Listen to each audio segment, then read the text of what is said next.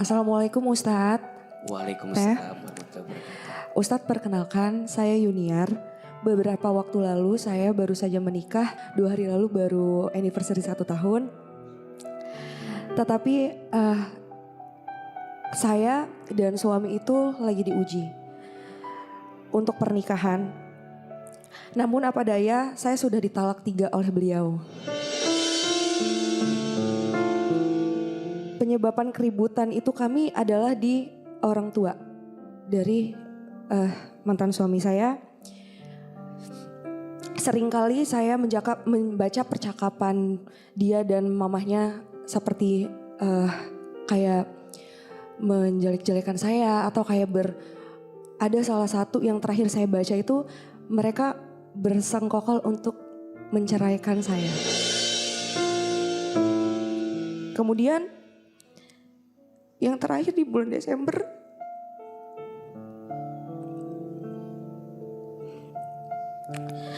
mamanya bilang kalau lebih baik anak saya tidur sama perempuan yang tidak baik-baik daripada sama saya. Dan yang lebih hancurnya itu Ustadz, saya itu selalu mendapatkan kekerasan verbal dan non-verbal. Setiap ribut itu ada beberapa juga saya di KDRT. Yang saya sedih lagi, sampai detik ini suami saya itu tidak pernah memulangkan saya secara baik-baik kepada orang tua saya. Sekarang saya lagi menjalani proses perceraian. Saya ada pertanyaan ke Ustadz, untuk rumah tangga kan harusnya yang menjadi nahkoda itu suami. Tapi bagaimana hukumnya jika mertua masih mencampuri urusan rumah tangga anaknya, bukan menasehati malah memanasi pertengkaran, bahkan menyuruh anaknya untuk bercerai. Dan satu lagi Ustadz, pertanyaan saya itu selalu dihantui rasa sakit hati. Kayak omongan mamahnya itu yang ngebuat saya sakit. Bahkan saya tuh harus menjalani ke psikiater. Setiap saya mengingat itu selalu kayak dada saya sesak gitu Ustadz. Jadi kayak apa yang harus saya lakuin ya gitu. Dan saya tuh selalu dijudge sama suami saya yang tidak baik gitu. Padahal sebisa saya selalu introspeksi diri.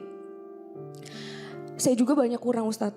Tapi maksud saya, apakah semua salah di saya? Itu yang saya pikirin sih Ustadz. Dan bagaimana saya cara menanggapinya sih. Sekian, terima kasih Ustadz. Baik. Assalamualaikum.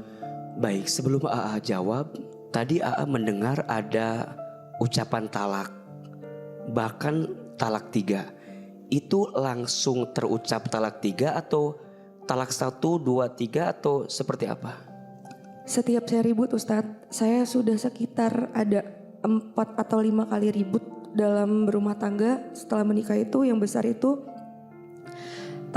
setiap ribut pertama talak pertama, kemudian ribut lagi kedua, talak kedua, yang ketiga talak 3. Dia bilang, lu gua talak, lu udah bukan istri gua lagi.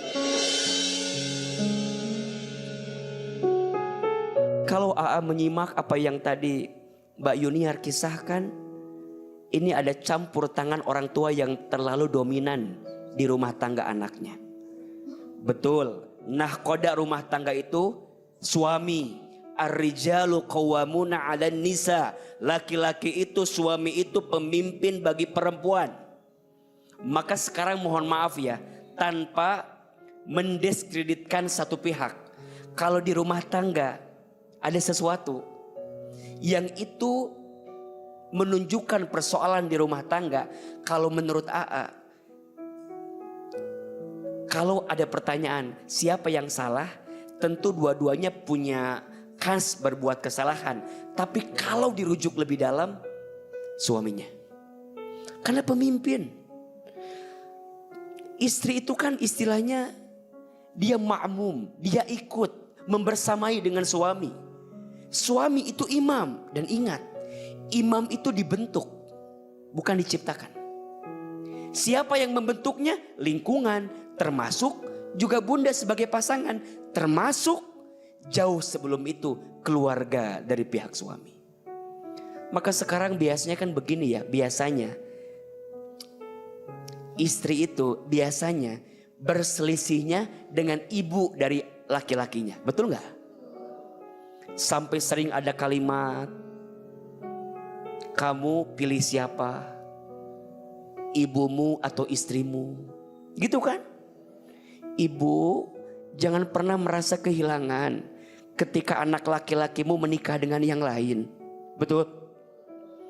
Berikan keleluasaan, berikan dia kemandirian, berikan dia peluang untuk menghadirkan kebaikan.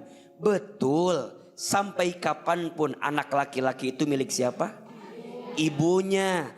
Tapi ibu yang baik akan mengajarkan anak laki-lakinya untuk sayang sama istrinya. Bukan malah merendahkan istrinya.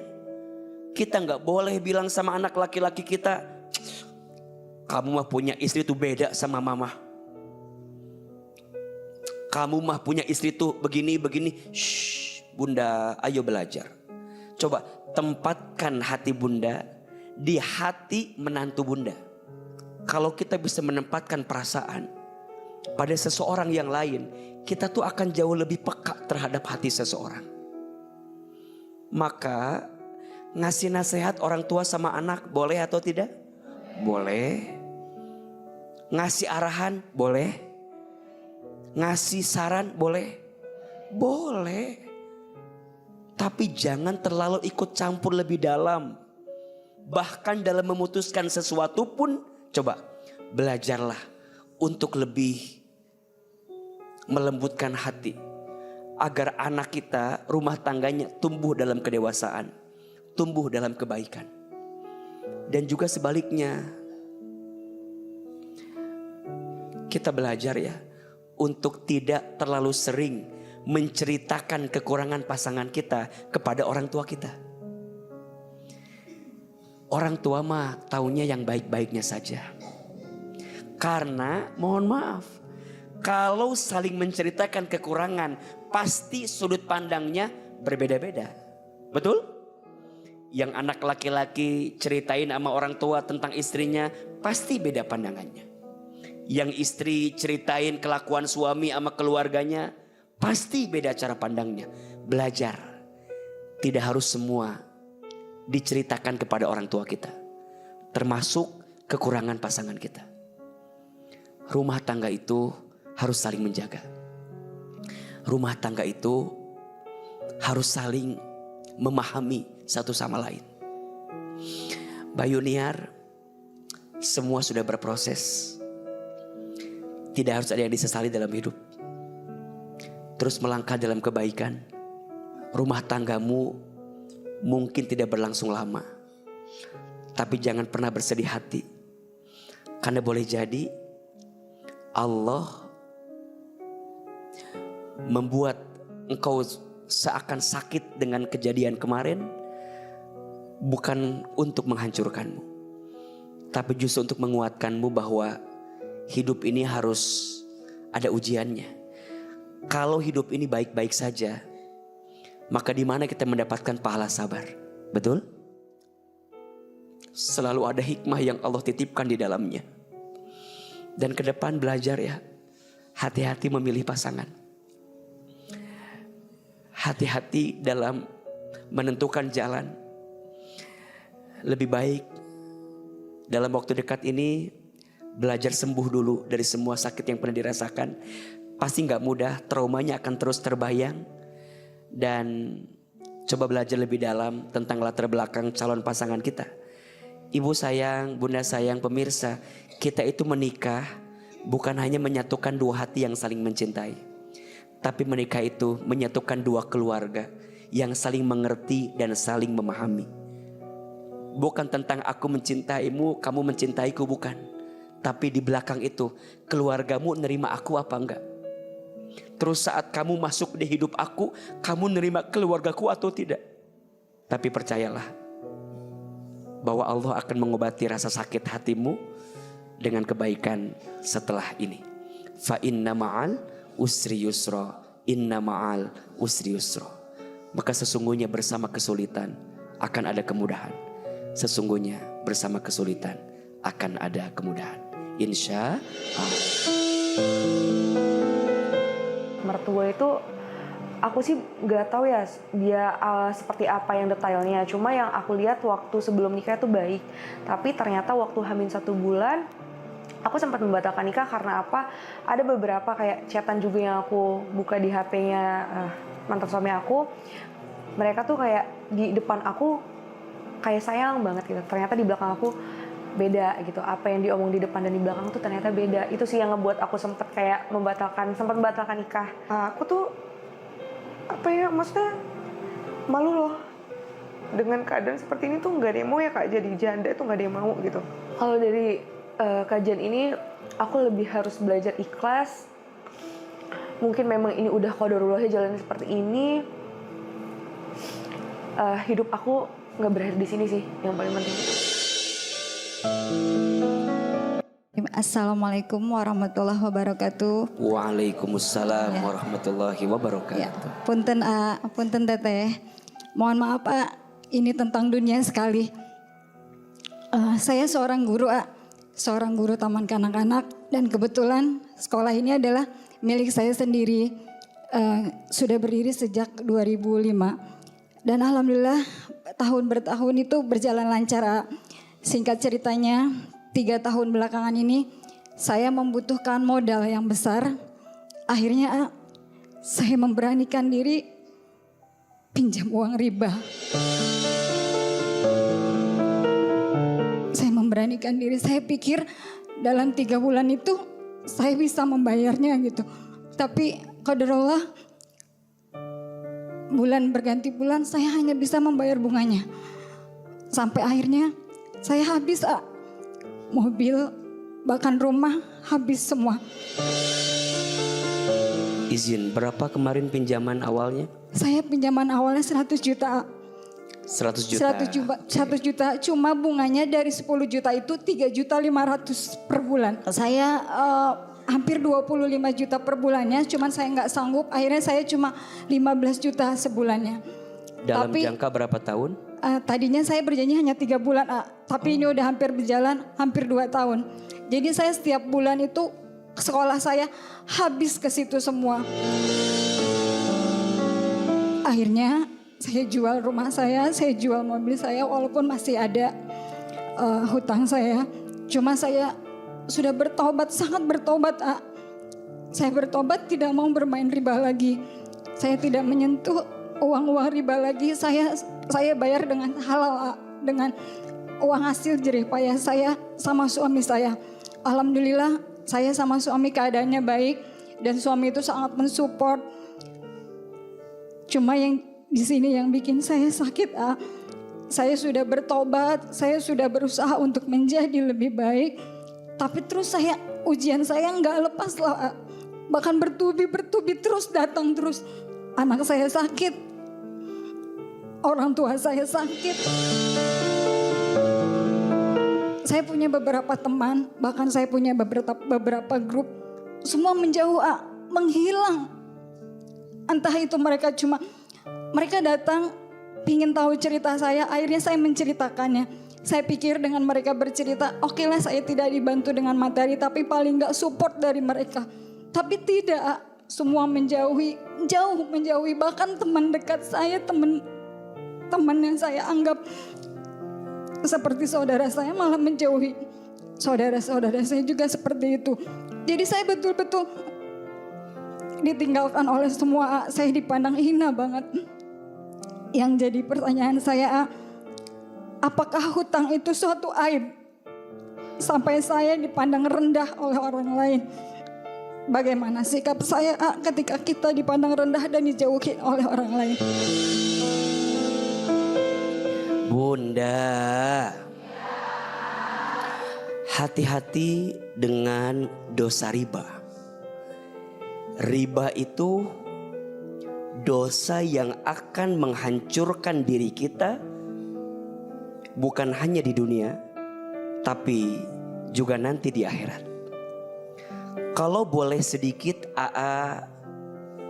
rumuskan hukuman yang Allah siapkan untuk para pelaku riba. Ada 5 tingkatan. 1, pelaku riba di dunia dicabut keberkahan, hilang ketenangan. Maka mohon maaf, sebelum kita bicara tentang ribanya, hutang saja. Hutang itu kata Nabi sesuatu yang meresahkan di siang hari dan menggelisahkan di malam hari. Betul? Bunda sayang kalau punya hutang, gelisah nggak? Deg-degan nggak? Kapan deg-degannya? Pas jatuh temponya ya. Lelah, capek, kayak nggak ada ujungnya hidup, betul? Terus mikirin, lelah, dibikin gelisah. Kenapa? Dosa riba. Di dunia saja dicabut keberkahan. Mohon maaf, pulang ke rumah, di keluarga, lihat, nggak tenang. Tidak akan tumbuh daging pada harta yang dihasilkan dari harta yang haram. Yang ada justru harta yang haram itu akan jadi bahan bakar nanti di dalam api neraka. Mohon maaf. Maka izin ya, kalau sekarang kita mengarungi kehidupan dunia, lagi merasa lelah, merasa gelisah, coba dicek. Mungkin ada harta haram yang pernah kita makan. Dan disitulah dicabutnya keberkahan. 2, di alam kubur. Pelaku riba di alam kubur itu diibaratkan seperti orang yang berenang di lautan darah. Darah apa Ustaz? Iya, darah pelaku riba itu akan jadi tempatnya dia nanti di alam kubur. Dia pengen keluar dari darah tersebut. Sudah melipir ke pinggir, masuk lagi, masuk lagi. Sama ketika di dunia, kayak gak ada habisnya. Senang dia memanfaatkan keuntungan dari riba yang dia dapatkan. Di padang mahsyar, dia diajak berperang oleh Allah dan Rasulnya. Sampai kata Allah, bawa harta ribamu, bawa harta yang kamu banggakan selama ini, berperang denganku. Na'udzubillah min dzalik. Di yaumul hisab, hilang pahalanya. Tadi harta yang kita kumpulin dari riba akan melilit semua tubuh kita. Perutnya, lehernya, tangannya habis. Dan ingat, ketika di sana tidak ada yang bermanfaat. Yaumun la yanfa'u malun wala banun illa man atallaha biqalbin salim. Nanti di sana nggak ada yang bermanfaat. Harta yang kamu kumpulkan, kedudukan yang kamu banggakan, gak akan bermanfaat kecuali orang yang datang kepada Allah dengan hati yang selamat. Dan yang kelima, pelaku riba kekal selamanya di dalam api neraka. Maka bagaimana AA? Kalau masih ada kesempatan bertobat, bertobatlah. Bersihkan sebelum kita dihabiskan nanti ketika di akhirat. Maka bunda sayang, kalau sekarang bunda merasa dari riba itu Allah hilangkan semua. Rumah habis, mobil habis, kendaraan habis, aset habis. Gak apa-apa. Itu cara Allah membersihkan harta bunda dari dosa riba yang pernah bunda ambil. Ayo bunda sayang, yang punya hutang ini bulan Ramadan banyak doa. Insya Allah. Ada satu doa yang sering AA dawamkan, AA bacakan. Doa ini dibaca setiap hari Jumat pada asar. Isinya salah satunya agar kita bisa lebih cepat menyelesaikan hutang kita. Bismillahirrahmanirrahim. Allahumma kfini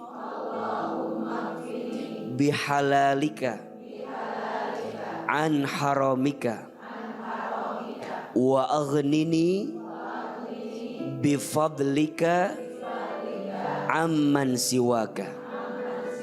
Ya Allah, cukupkan aku dengan yang halal dan jauhkan aku dari yang haram, dan kayakan aku dengan karuniamu daripada aku bergantung kepada selainmu. Amin. Mudah-mudahan kita yang sedang berurusan dengan hutang piutang, Allah bantu kita melunasinya. Semoga Allah menjaga kita dari urusan hutang piutang, dan khususnya Allah jauhkan riba dalam kehidupan kita. Amin ya rabbal alamin. Saya menyesal banget, apalagi setelah saya baca-baca riba itu seperti kita berperang katanya ya Kak ya. Caranya ya cuma saya nanya ke teman gitu, beberapa kajian di rumah juga. Udah, kalau riba itu caranya cuma satu, tobat. Saya agak sedikit lebih tenang aja gitu. Ternyata ya memang ini kan dunia ya Kak ya gitu. Kata Hilman, kalau kita dijauhin sama orang gitu ya nggak usah diiniin gitu. Yang penting sekarang kita fokus sama urusan kita, sama penyelesaian kita. Sekarang kita masuk ke sesi sepucuk surat untuk Ustadz. Sudah ada surat di tangan saya, kita bacain ya. Dear Ustadz Hilman, dari aku Alia. Ustadz, perkenalkan aku Alia. Aku adalah seorang istri yang telah menjalani pernikahan selama 19 tahun. Pernikahanku penuh suka dan duka Ustadz. Segala ujian telah berhasil aku lewati. Mulai dari keuangan, keluarga juga pertengkaran. Namun Ustadz, dulu aku pikir aku cukup kuat. Aku bisa menghadapi segalanya. Tapi ujian datang menghampiri jiwaku. Di mana aku berselingkuh dengan laki-laki lain pada tahun 2017. Aku sangat menyesal, aku sedih. Aku berusaha memperbaiki diri juga bertaubat. Beruntungnya aku bahwa suamiku mau memaafkanku. Aku kira semuanya telah berakhir Ustadz. Tepat di awal tahun 2025, aku mengetahui bahwa suamiku berselingkuh. Apa alasannya? Karena dia masih kecewa denganku Ustadz. Aku berusaha memaafkan, namun luka tersebut kembali terulang. Di bulan Februari, dia kembali berselingkuh. Aku lelah Ustadz, sakit hatiku. Ingin aku bertahan. Kini aku di persimpangan jalan. Harus menelan luka begitu dalam. Apa yang harus aku lakukan Ustadz? Bagaimana cara aku untuk ikhlas dan menjadi wanita yang baik? Taubat seperti apa yang harus aku lakukan agar Allah ampuni dosaku? Mohon arahannya Ustaz. Inilah kenapa syariat kita mengingatkan untuk jangan pernah mendekati zina. Wala taqrabuz zina. Mendekati saja tidak boleh. Apalagi melakukannya. Kenapa? Karena zina ini menghancurkan. Tolong catat baik-baik. Ada 4 dampak buruk dari perbuatan zina. 1, menghilangkan cahaya wajah. Menghilangkan kehormatan. Kusam. Tidak memiliki semangat dalam hidup. Karena dia merasa bahwa apa yang dia lakukan kemarin itu sesuatu yang sangat besar dosanya. 2, mendatangkan kemiskinan. 3, mengurangi umur. Dan yang keempat, menyebabkan kemurkaan Allah Subhanahu wa ta'ala. Maka sekarang coba jaga baik-baik. Jaga hati, jaga diri. Maka kadang yang jadi masalah bukan karena kurangnya pasangan kita, tapi kurangnya bersyukur dalam hati kita, sehingga tidak pernah merasa cukup dengan apa yang Allah berikan dalam hidup kita.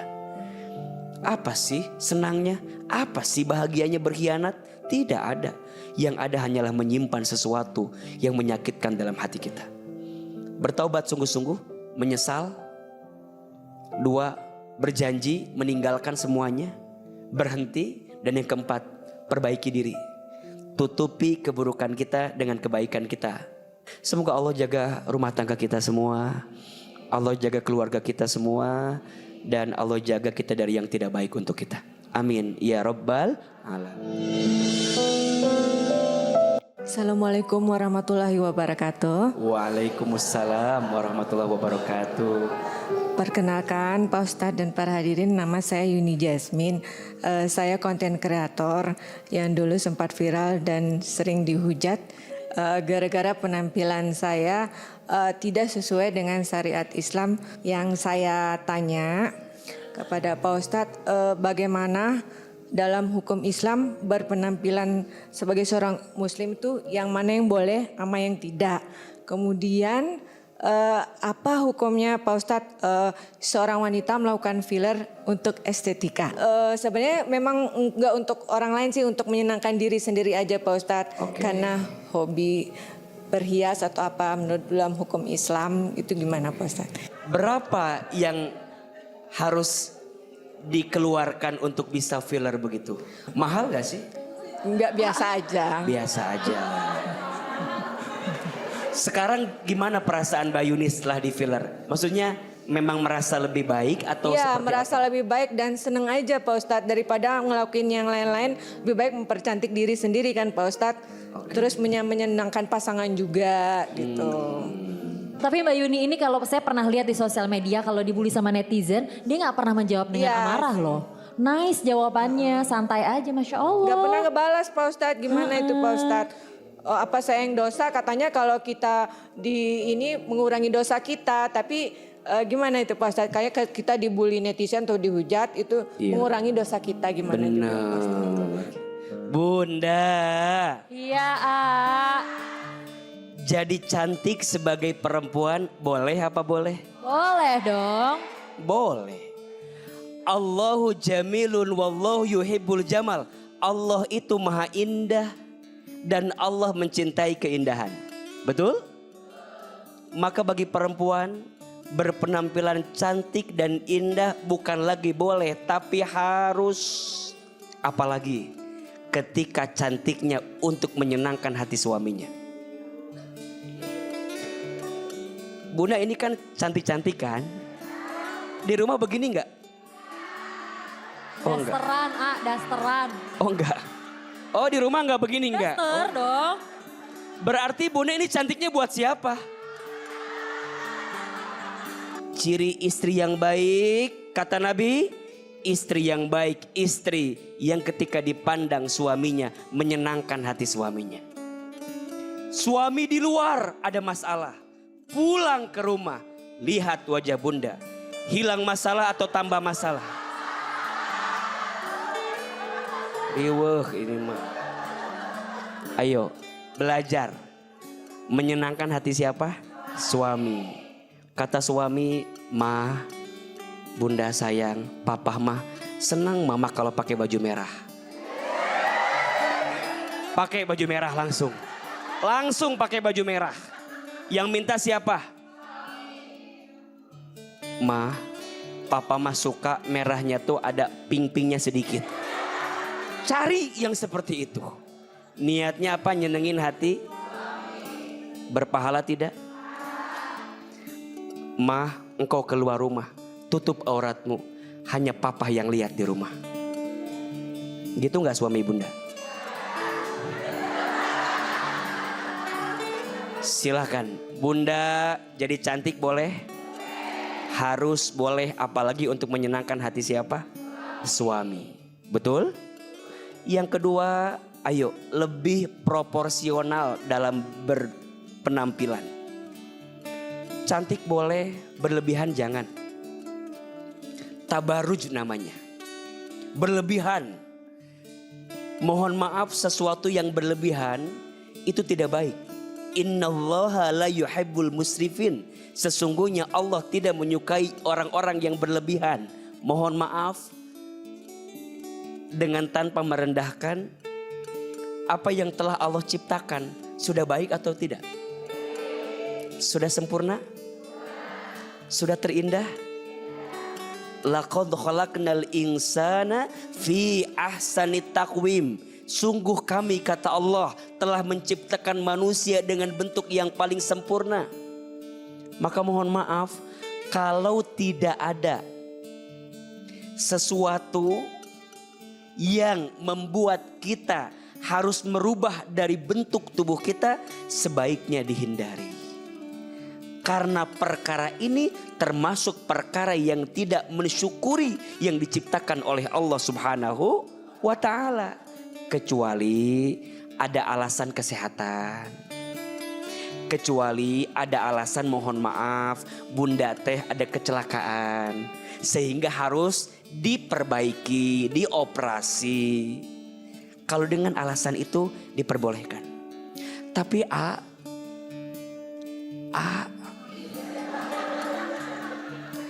saya tuh begini pengen nyenengin hati suami. Dan suami yang minta seperti ini. Gimana kalau begitu? Tergantung.